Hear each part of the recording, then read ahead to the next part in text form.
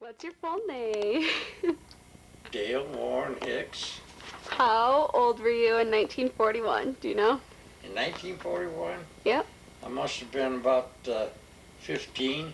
15? Okay. So where were you when you found out about Pearl Harbor? I was sitting in a drugstore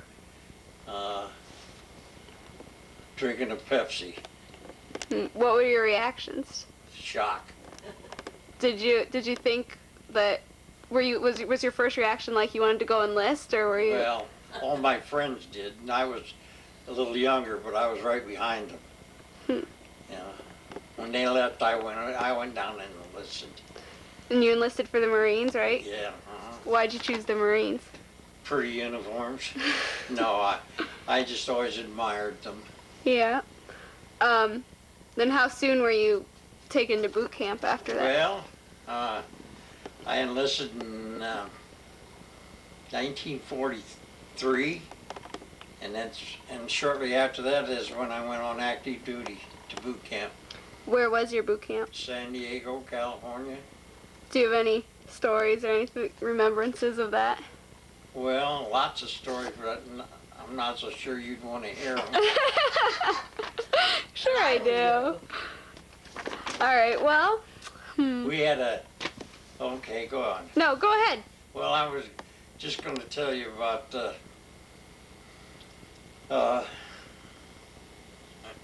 things that happened, like when we call slapping the piece. Mm-hmm. When you take your rifle and it has a strap on it, you hit it with your hand. And if it isn't loud enough, why they make you lay your rifle down on the parade ground, the concrete, and slap the concrete with your hands until they practically bleed. Huh. And then, yeah, that's... Well, tell them about your train trip. Oh, yeah, when I went from Indianapolis to San Diego, it was a hot, steamy trip on the train. I couldn't get any breath, so I opened up the window and stuck my head out the door, or out the window. And the next morning, then, we were in San Diego, and we got off the train, and this sergeant took us all by one when we got our clothing issued and so forth. So we went over to the barber shop to get a haircut, and the barber, I got in the chair, and the barber motioned for my sergeant to come over and look at me, and the sergeant said, "I've never seen a more filthy head in my whole life." He says, "You get down there and get a shower, get your head washed, and you got about 3 minutes to do it." But what had happened was the clinkers from the steam engine were coming beside me and were dropping on my head. I never knew it. Did they give you a chance to explain why it was dirty? Nope, they didn't give me a chance. So, like I say, that was my first experience of being a Marine. And I was really in trouble. What was your, name? Was it like a private or a Yes, I was a private. Okay. For quite a while before I became a private first class. Oh, okay. And discharged as a corporal. All right. Where were you stationed after that? Well, I went from San Diego to San Francisco, and from San Francisco we got on a ship and went to Guadalcanal, and from Guadalcanal we went to Okinawa, and from Okinawa we went back to Guam, and then from Guam we went to China, and then from China I came home. But April the 1st of 1945 was when he went to Okinawa. That was the last big battle. Mm-hmm. You know, your dad gave us that movie on that. Mm-hmm. And if the next place to go was Japan. But then they dropped the atom bomb, and that's a lot of young people say that was a wrong thing to do. But those same people would not be here today if that bomb hadn't been dropped. Very possible. Because there was going to be millions and millions of boys killed in Japan.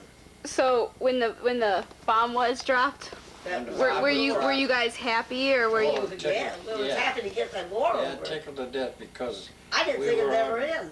Okinawa one night and they dropped the bomb, and the next day they said the war was over. Oh, good. So that made everybody happy Huh. because Japan had give up, surrendered. Yeah. Okay. Well, how did you first experience death on the battlefield? How did I what? First experience death. Yeah. Oh, well, Do you want to talk about it? If not, it's all right. We don't have to talk about it. well, That's all right. One of the first instances of mine that we had, I was on a gun crew of a tank, Mhm. and we would be sent out on missions. Mhm. Well, this one group of guys, they went out on a mission, and we heard a terrible explosion. And what had happened is the gun actually blew up, which in turn blew up the tank Mhm. and killed all the guys on the crew. Mhm. So that was one of my first instances. So it wasn't the enemy that did it. No, what it It's an was accident. well, they said it's the people back to the factory working in the United States did not pack the shell Uh-huh. properly. Mhm. So therefore, that's what made it blow up. So they attributed that to faulty workmanship. Tell her about the little tea party you went to. Yeah. Tell me about it. What? The tea party. What? Well, when I was on Okinawa, I was on patrol, and I came across this grass like hut with a thatch roof and the whole bit. Uh-huh. And this little old lady come out. She must have been 90, and we couldn't communicate in English or anything. So she made me know she wanted me to come in, and there you've seen where they had andirons and Mhm. they kept a pot of hot water there. Well, she made me a cup of tea. But anyhow, when she went to hand me the tea, and I went through the hearth of the fireplace that she had there, Mhm. and hot water scalded me, burnt me. So I didn't. She was so upset. But anyhow, we had we'd won the war actually was over, and we were being honored at a parade. She came running up to see how my burn was. Aw. I couldn't move. I was at attention, and she come running up. You And, gotta just stand there and let her feel she it. was checking to see if I was still burning. Oh, that's cute. She was a cute old lady. What, being over in, Japan and stuff, what was your first, what did you miss the most about the U.S.? Well, your grandma. Aww. Because I wasn't your You grandma. didn't expect me to say anything differently, did you? No, actually I didn't. I was expecting you to say that. Tell her about how you got in trouble when you buried the garbage. Yeah. Oh yeah, tell me. You Tell heard me. that story. Yeah, Well, but tell They me. You always heard had about Jack entertainers. Benny? You Yeah. know who Jack Benny was? No. Well, he He was was a an entertainer. comedian, and they came to our compound on Guadalcanal for a show, and there was a Jack Benny and a couple singers and a gorgeous blonde named Carol Landis. Well, anyhow, the show was getting ready. I was on kitchen police, KP duty, and I and another guy, our job was to take it back in the jungle and bury the garbage. But we decided to be smart alecky, and we went down on the beach where the digging was good and dig a hole and put the garbage in, covered it up. Then the next morning the tide kid came in and the garbage was strewed all over and when the captain called it and got me in front of it. I had another guy in front of the company, and we had a urinal. The men had a urinal with a pipe. All it was a pipe sticking out of the ground with a funnel, Mhm. and it was plugged up. And my job was to dig it out and unplug it. That was a terrible job. That's what happened. That's cool. Did you keep in touch with any of the friends that you made when you were over there? Now, today, Well, afterwards. I mean, today, well, whatever. I've seen most of them. In fact, I still have not the friends that I made as a military. Okay. No, I don't see any of them. And in fact, after I got when everything was finished, why I never did see him after that. Really? We talked about it, but we never got Uh-huh. together. Yeah. Do you see your friends from high school and stuff now? I still see one guy from high school. That he didn't have the use of any of his legs. He had I don't know what his problem was. I think he had a stroke, Mm-hmm. and he can hardly talk, and he has no use of his hands to speak of and that. So I visit with him once in a while, once in a great while. Okay. Tell me the story about how you got kicked out of school. Oh, well, Can you get that? Yeah, it's on there. I'll hold on to it for a second. I was at the. Yeah. I used to have a part-time job at a restaurant where I was a cook hamburgers like at McDonald's. Mhm. I was working in the kitchen area, and I would work till like maybe 2, 3 o'clock in the morning, and go home and get up at 7 and get ready and come to school. And I just was tired, so at one class I had, I just laid my head down on the desk and I fell asleep. And the teacher came along and grabbed me by my hair and pulled my head up, and she said, "And you're such a pretty sight." And I said, "Well, you're not very pretty yourself." So I was marched down to the office, and I was told the way I could come back to school was to bring my parents with me. Yeah. What? Silly job, silly story. All right, what about the one when you lied about your appendix? Tell me that one. Why do you always like to hear these kind of Because it reminds me of how ornery you were. Well, one day when I had a part-time job at work, I say, I didn't feel like going to school, so I went up into a bowling alley. And I spent the whole afternoon in the bowling alley. And when I got home, why, evidently the school had called and reported to my folks that I missed school. Mm-hmm. So finally they said, "Why didn't you go to school this afternoon?" And the first thing that came to my mind was, well, I was at the bowling alley and I had a pain in my side, and that just hurt so bad that I just laid down, and the next thing I knew it was time to come home. So they said, "Well, come on, we better go to a doctor." So they took me to a doctor. No one had anything the matter with my appendix. Anyhow, Except they did that blood test they do. the next thing I know, they're wheeling me down the aisle, take me in the operating room, and they removed my appendix. And while they did remove my appendix, I died. My cousin was a nurse in the operating room, and she said, "You actually did die, but of course they brought you around." I'm still dead, though, today. He said he did die. But that was a crazy story. Now, do you still have grandpas? Okay, so where were you when you found out about, let's say, VJ Day? VJ? Yeah. Well, either one first, and we'll talk about the other one. Well, I was... How about the Europe War? I was still on Okinawa when we found out that the European War was over. Okay. And then, of course, I can't remember, was I out in Guam when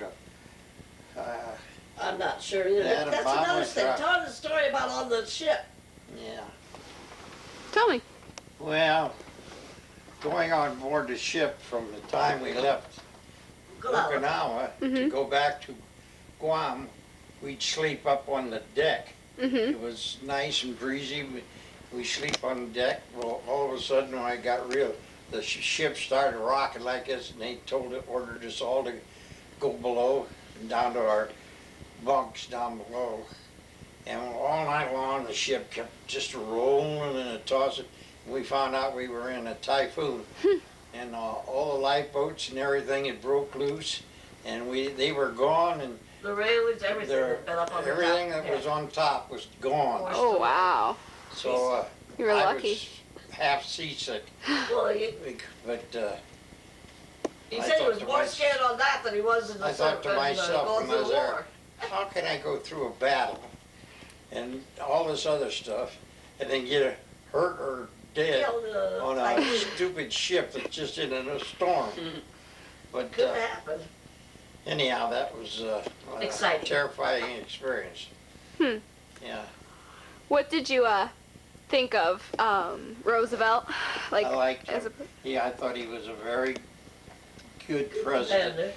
And in fact, you know, he was elected 3 times to be president, and no other man has ever done that. They've never made an exception to the rule. 2 terms and you're out. People respected the Yeah. president in those days, and even whether they were a different denomination or, you know, Yeah. they didn't Party. back or anti Uh-huh. them. Like What they about did. Truman? Did you like him? Oh, very much so. Yeah, I thought he was great man. Truman? What about you, Nana? Yeah, like I said, these young people that think it was terrible they dropped the bomb just don't realize they probably wouldn't be here if he hadn't done that. What is your full name? My full name is Betty, and then my teacher always tried to tell me my name was Elizabeth, and Betty's a nickname, but it wasn't, it was Betty. But my classes were always full of Bettys. Mm-hmm. I don't know where they all went to. And Elaine, my granddaughter, is named after me. Smith. So I had a lot of fun with that name, Betty Smith. When boys would try to pick me up, they'd say, "What's your name?" And I'd say, "Betty Smith." They'd say, "Yeah, I'm John Doe." Yeah, because it's so Also common. run around the girl named Betty Baker. They wouldn't believe either one of us. Oh, that's awesome. Where were you when you found out about Pearl Harbor? Well, let's see. Do you remember? That was 41. I hadn't met Grandpa yet. Oh, you hadn't? No, that was December the 7th. Uh-huh. And we had our first date the following March the 1st Oh. of 1942. Uh-huh. And he told me I was a nice girl, but he didn't want to go steady. How old were you when you started dating him? Well, I guess I was 16. And was he 17 or? Yeah, Are you, okay. that's right. He was 17, I was 16. And we used to sit on the porch swing and say that when we grew up, we were going to have 2 boys and a girl. Well, you came pretty close to that. You got 3 boys and a Didn't girl. have to spoil the plan. So when you stayed behind, did you know a lot of boys that went over to the war? Oh yeah, practically everybody went. Yeah. It was, if you didn't know, they used to have, here's a saying they had, in 1940, they'd say, "What a man!" In 1941, they'd say, "What a man!" In 1942, they'd say, "What's a man?" Because there weren't any around. Yeah. Yeah. That's another Jerry, thing your would you want grandpa, to do me a favor? what do you want, a Pepsi? Don't open that patio door. You have to get the See that? stick. So you went to work during the war? Well, yes, I was a junior in high school, and so I continued, graduated in 44, and went straight to Studebakers, which most people don't even know there was a Studebakers in Fort Wayne. And it's a year later they closed, and my boss sent me over to Harvester. So how old were you in this magazine? Well, I was 17 when I graduated, so I was 18 when I went to Harvester. Oh. When Dale came home, he never did have a furlough. Everybody else had boyfriends in the service, and they'd come home on a furlough, but not Dale. He went as a civilian and came home as a civilian almost 3 years later. Mm-hmm. But he got home on the 9th, and we were married on the 30th. And first thing I had to tell him, I wasn't a very big diamond, but one day I'm typing, I looked down and the stone's gone, just a ring there. Oh. So the first, when he called me when he got in Chicago and said he was in the States, I said, "I lost my diamond." He said, "We'll buy another one." Did you know anyone that was lost during the war? Yes, we had one real good friend that was killed during the war. And I had 3 uncles that were in the war. Mm-hmm. You know, remember that Uncle Dale that he said was so nice? Yeah. Him and his 2 brothers were in the service. Mm-hmm. And everybody was from the age of, that's why I hate war. Mm-hmm. I hope to heavens there's never another draft. And there is a book called the Studebaker book, and your mother's name is in it, because Yeah. my mother maid's name was Studebaker, and my name's in it, and so is your mother's. So how are we related to the Studebakers? He was, I think that her dad, I think, was the 6th generation. Well, like, Maybe my so how was the illegitimate son? 3 Studebaker brothers came from Holland, and they started making the wagons that went west, you know, covered wagons. Oh, okay. And then after that, they went into making cars. But then was it your grandma that was a no, it would be your great grandma was like a maid or something, and then had the affair. You heard that story. Yeah. And so really, my grandfather was a Studebaker, but he was, like they said, born on the wrong side of the blanket. He was not. His mother was not married to a Yeah. Studebaker. That's interesting.